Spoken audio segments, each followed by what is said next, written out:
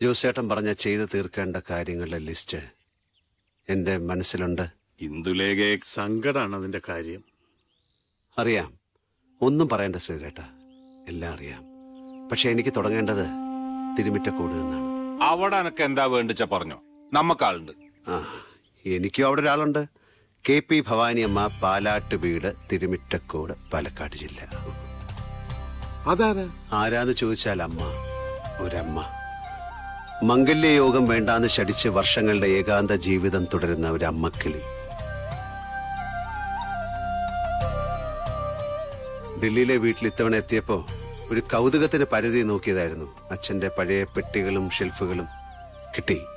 നീല കടുകുമണികൾ പോലുള്ള അക്ഷരങ്ങളാൽ ശ്രീരാമജയം എന്ന തലവാചകത്തോടെ എഴുതിയ പ്രണയലേഖനങ്ങൾ, അല്ല ഗദ്യ കവിതകൾ. അച്ഛന്റെ കൂട്ടുകാരി, കാമുകി, പ്രണയിനി എന്തും വിളിക്കാം. അല്ലെങ്കിൽ മരണം വരെ ലോകത്തിന് മുന്നിൽ പുലാപ്പറ്റ ഗംഗാധര മേനോൻ IAS മറച്ചുവെച്ച വേദന. എന്റെ അമ്മയെ വിവാഹം കഴിക്കേണ്ടുന്ന അവസ്ഥയിൽ അച്ഛൻ എത്തിയെന്നറിഞ്ഞപ്പോൾ അയച്ച കണ്ണീരിന്റെ ഉപ്പ് വീഴാത്ത ആ ഒരു കത്തിൽ തെളിയുന്നുണ്ട് ആ മനസ്സിന്റെ നിറവും സുഗന്ധവും. എനിക്കവരെ കാണണം, എനിക്ക് ആ മുഖം നോക്കിയിരിക്കണം. അറിയാതെയെങ്കിലും ആ വിരൽ തുമ്പിലൊന്ന് തൊടണം. ദാ ഇത് തന്നെയാ വീട്. ആളിവിടെ ഉണ്ടായില്ലേ? അവരങ്ങനെ ഇങ്ങോട്ട് പോകാറൊന്നും പതിവില്ല.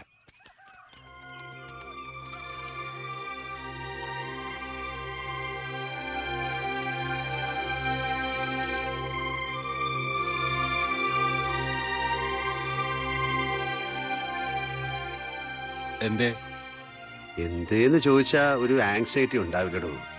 ആരെയാ കാണാൻ പോന്നെ? അച്ഛന്റെ കൂട്ടുകാരിയാ. അതൊരു മഹാഭാഗ്യമല്ലേ, എത്ര പേർക്ക് കിട്ടും? പാവം ശ്രീരാമജയം. വാ.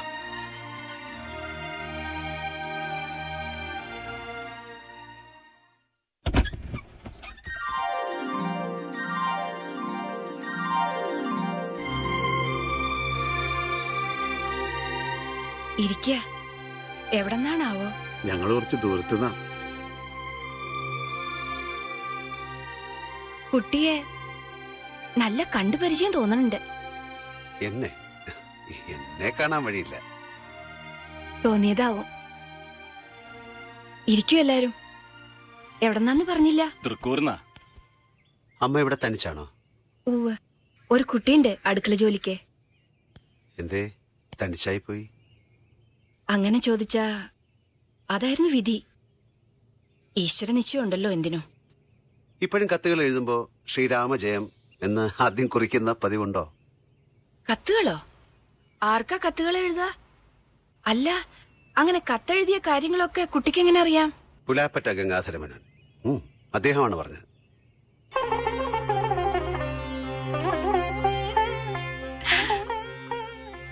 ശ്രീഹരിയ.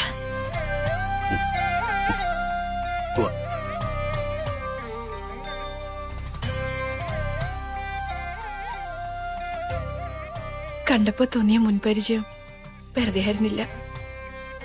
എന്നെ കാണാൻ വരാൻ എന്തേ കുട്ടി അങ്ങനെ തോന്നി? അതിനിപ്പോ എന്താ ഒരു കാരണം പറയാ? അമ്മയെ കാണാൻ തോന്നി, വന്നു. സുഹൃതം.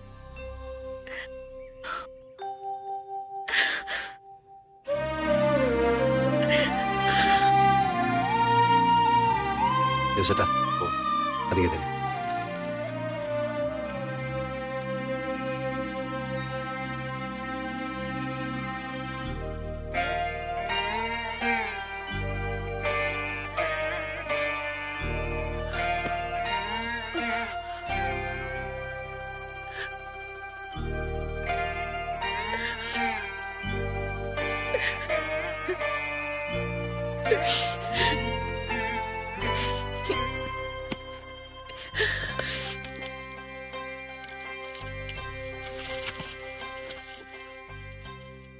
അച്ഛൻ്റേത് എന്ന് പറഞ്ഞിട്ട് കൊണ്ടുതരാൻ ഇതൊക്കെ ഞാൻ കണ്ടുള്ളൂ. ഇതിവിടെ അമ്മയുടെ കയ്യിലാണ് ഇരിക്കേണ്ടത്.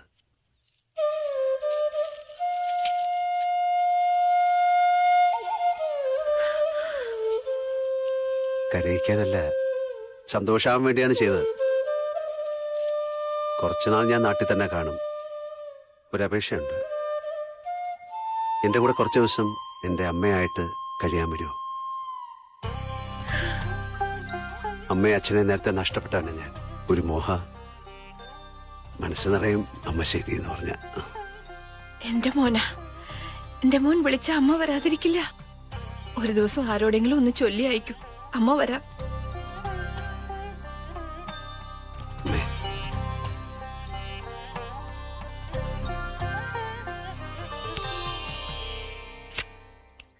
ഏതാ ജോ? ജോസേട്ടനാണെങ്കിൽ അടുത്ത ഭാഗത്തുണ്ട്, ജോക്കറാണെങ്കിൽ വലത് ഭാഗത്തുണ്ട്. ഏ? ചീട്ടിലെ ജോക്കറാണെങ്കിൽ കിങ്. ഇതൊന്നും കാണുന്നില്ലേ? ശ്രദ്ധിച്ചില്ല. അത് ശരി. ബെസ്റ്റ് കണ്ണ ബെസ്റ്റ്.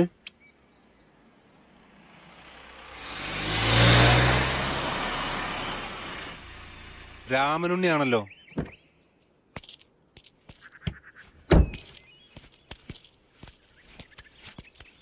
വാ രാമനുണ്ണി വാ. അങ്ങനെ നീ തിരിച്ചിങ്ങ് വന്നു. കളി മുടക്കണ്ട, നടക്കട്ടെ. ഏയ്, നീ വന്ന പിന്നെന്ത് കളി? ഇരിക്കേ. കളി കാര്യമാക്കാൻ ആരെങ്കിലും വരുമോന്ന് കാത്തിരിക്കായിരുന്നു ഞങ്ങള്. വലിയ ആളുകളെ നമ്മൾ അങ്ങോട്ട് ചെന്ന് കാണണമല്ലോ. അതാണ് നിന്റെ രീതി. ഞാൻ പക്ഷെ വലിയ ആളുകളെ എന്റെ അടുത്തേക്ക് വരുത്താറാ പതിവ്. ഞാനൊരു വണ്ടി ഇങ്ങോട്ട് അയച്ചിട്ട് നീ അതിൽ കയറി വന്നില്ല. ഞാൻ അവിടെ ഫുൾ സെറ്റപ്പ് റെഡിയാക്കിയിരുന്നു നിന്നെ ഒന്ന് സൽക്കരിക്കാൻ. സമയമുണ്ട് രാമനുണ്ണി, നിന്നെ കാണാനും ഞാൻ സമയം മാറ്റി വെച്ചിട്ടുണ്ട്. ആ, നീ ഈ വരവില് ഈ വീടും പറമ്പും വിൽക്കാന്നൊരു ന്യൂസ് ഉണ്ട് നാട്ടില്. ഇനി ഇങ്ങോട്ടില്ലാന്ന്. ശരിയാ? ആ, ചെട്ടിയാര് എന്റെ ഫ്രണ്ടാ.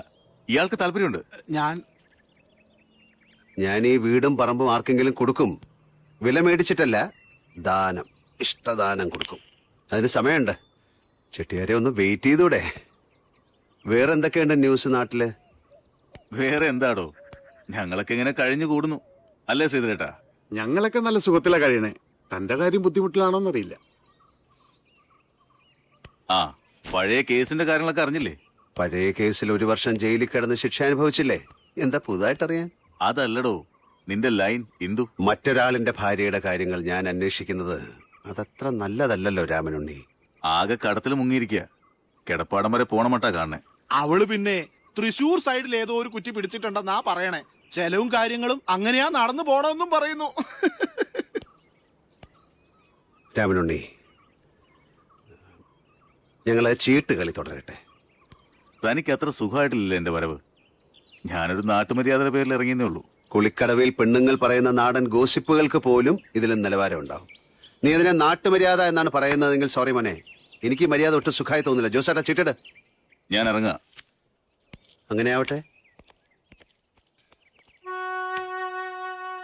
ഇവനെന്തിനാ ഇപ്പൊ വന്നത്? മനസ്സിലായില്ലേ? 2 കാര്യങ്ങൾ അവൻ അറിയണം. ഞാൻ തിരിച്ചു പോകുന്നുണ്ടോ, മറ്റേത് എന്റെ മനസ്സിൽ ഇപ്പോഴും ഇന്ദുലേഖയുണ്ടോ. ആ ചെട്ടിയാരിപ്പ് എന്തിനാ പാവം പെണ്ണിനെ ദുഷിച്ചത്?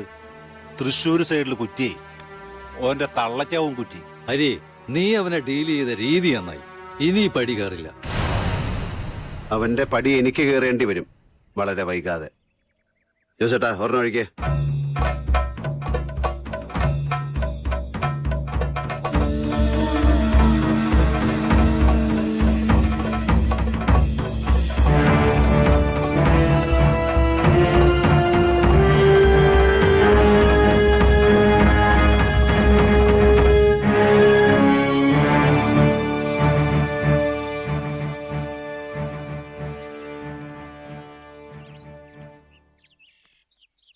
നാളെയാണ് മക്കളെ മീനമ്പത്ത്.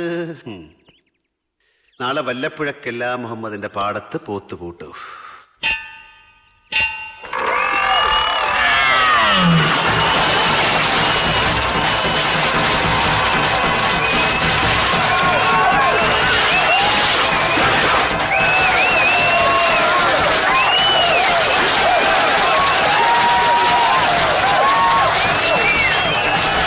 പോത്തുപൂട്ട്, തെളിക്കണ്ടത്തിലെ 4 കാലികളുടെ മരണപ്പാച്ചിൽ.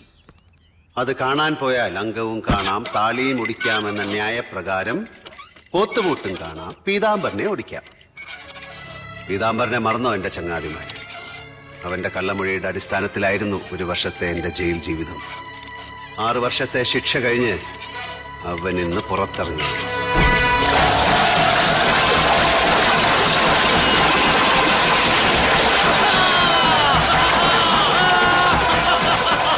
അവനെ കാണണ്ടേ നമുക്ക്? കാണണം.